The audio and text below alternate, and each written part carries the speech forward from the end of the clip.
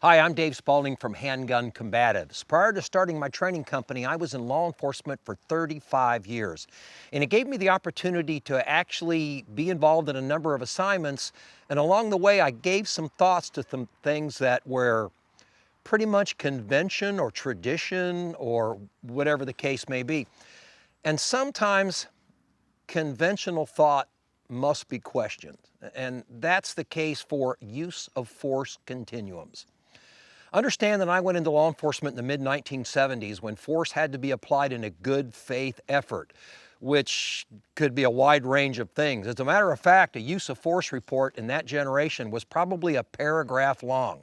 Suspect did this, I did this, suspect stopped. And that was pretty much the standard.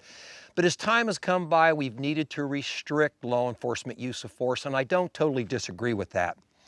But I also think that the law enforcement officer should have the options to be able to adapt as necessary. Now, adapt means change as necessary, and that's not the problem. The problem is being adaptive, which is having the ability to change as necessary, and that's the problem.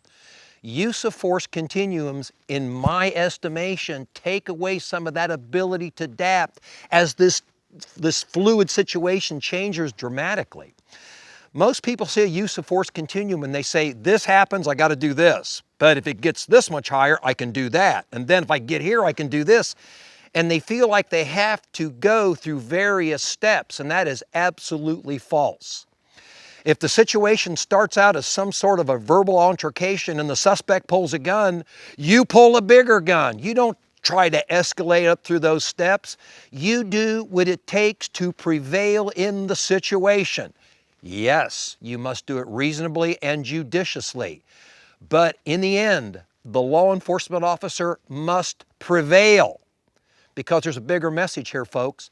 If the law enforcement officer can't protect himself, who protects society?